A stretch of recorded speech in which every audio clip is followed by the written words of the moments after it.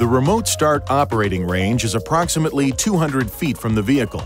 For remote start to function, the car must be in park with the ignition off and all doors must be closed and locked. Laws in some communities and states may restrict or forbid the use of remote starters or require a person using remote start to have the vehicle in view. Check local regulations for any requirements. To start the vehicle remotely, press the lock button on the key fob. Then, within 5 seconds, press and hold the engine start button for at least 2 seconds. The engine will start, the parking lights will turn on, and the automatic heater and air conditioning system will begin heating or cooling the vehicle depending on the outside temperature, the in-car temperature, and the last user mode. During this period, the heater and air conditioning display and buttons will not operate until the ignition switch is turned on. The engine will run for 10 minutes and then turn off.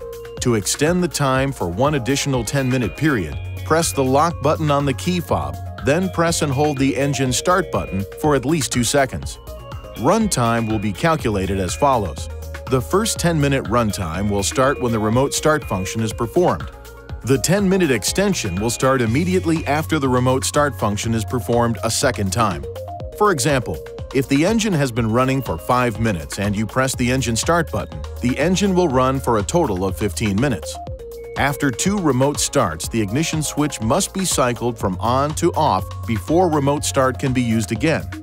To start driving after using remote start, apply the brake pedal and press the ignition switch. Please see your owner's manual for important safety information, system limitations, and additional operating information.